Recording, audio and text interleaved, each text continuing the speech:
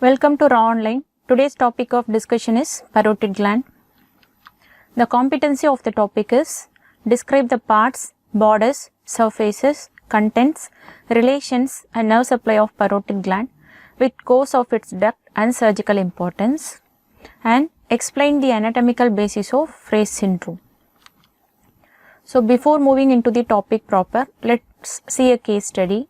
A 40-year-old female presented with the complaints of episodic flushing, burning sensation and sweating on the right cheek after eating especially spicy and sour food with past history of road traffic accident, and open surgery was done for the mandibular fracture. On examination, rapid onset of diffuse erythema on the right cheek after she had lemon. Minus iodine starch test shows a localized hyperhidrosis on the periorbital area over the right zygomatic arch. The right mandibular condyle was smaller than the left one on chin radiograph. What will be the probable diagnosis? So first let's discuss the parotid gland, then we will see this case again. So before moving into the parotid gland, let's see the boundaries of parotid region. So anteriorly the boundary is the anterior border of masseter. So in the face, the deep muscle is masseter. So it is a muscle of mastication which is extending from the mandible to the zygomatic arch. So the anterior extent is the anterior border of the masseter. So this is the anterior border of masseter, and the posterior extent is mastoid process. So posteriorly it extends up to the mastoid process as well as the external auditory meatus. Superior extent is zygomatic arch. Inferiorly by the line joining the angle of mandible, more or less the angle of mandible is here. So inferiorly the line, imaginary line joining the angle of mandible to the mastoid process, and medially the ramus of mandible. So here they cut the ramus of the mandible, junction between the ramus and the body. So here the ramus of mandible is present here, and laterally the skin of the face. So these are the boundaries of parotid region. Once again I repeat, anteriorly the anterior margin of masseter, posteriorly mastoid process. So anteriorly anterior border of masseter, posteriorly mastoid process and external auditory meatus, inferiorly a line joining the angle of mandible to the mastoid process, superiorly the zygomatic arch, and medially the ramus of mandible. Let's see the parotid gland. Parotid means, para means around and otic means ear. So it is around the ear. So the gland is present near the ear or around the ear. This is the one of the largest salivary gland. So there are three salivary glands are present: parotid, submandibular and sublingual, in which the parotid gland is the largest salivary gland, and its color is yellowish brown in color. Average weight is around 25 grams. So the shape is inverted pyramidal inside, three-sided pyramid. So inverted three-sided pyramid which apex directed downwards. So the apex is directed downwards, and it is a irregular lobulated mass. Here we can appreciate the lobules within the parotid gland. So the location, so the parotid gland is present here around the ear. So this area is known as retromandibular fossa or parotid bed. So this is the parotid bed.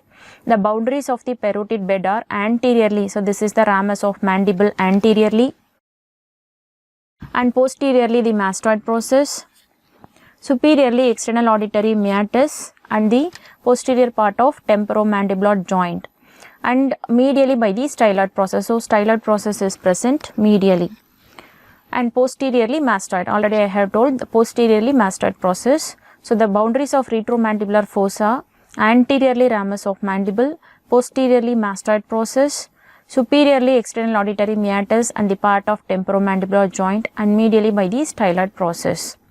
So it is also projects over the surface of the masseter. Let's see the muscles present in the parotid bed. Actually parotid is very soft in nature because it lies over the muscles.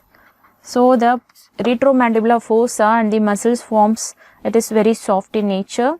So the ramus of mandible is present here. So the ramus of the mandible gives attachment to two muscles, that is superficially or laterally by the masseter muscle, and deep or medially by the medial pterygoid muscle. So the parotid bed is formed by the bones as well as the muscles produced by attached in the bones. So the ramus gives attachment to masseter laterally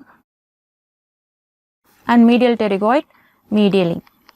The mastoid process gives attachment to two muscles, sternocleidomastoid muscle from the mastoid to sternum and clavicle, and the posterior belly of digastric. So the mastoid gives attachment to sternocleidomastoid and posterior belly of digastric.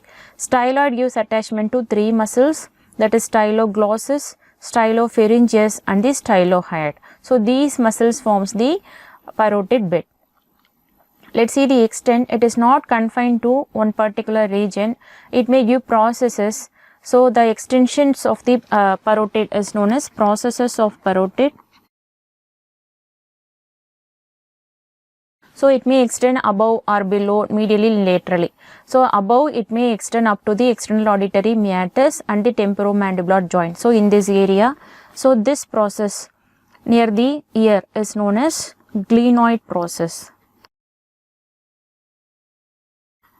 And below, the apex may extend up to this triangle. So this is the carotid triangle. So below it may extend in the upper part of the carotid triangle.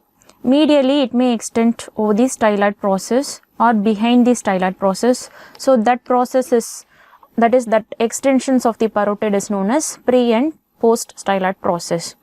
Deep or medially it is extend over the medial pterygoid. So that process is known as pterygoid process. Anteriorly it extends over the masseter muscle. So in this area it extends over the masseter. So this is known as facial process. So in all extensions the facial process is larger in size, as well as we can appreciate one more parotid gland here. So this is known as accessory parotid gland. So the location of the accessory parotid gland is above by the zygomatic arch and below by the parotid duct. So accessory parotid gland is present between the zygomatic arch above and parotid duct below. So the ductules of the accessory parotid glands are drains into the parotid gland. So these are the extensions of the parotid gland.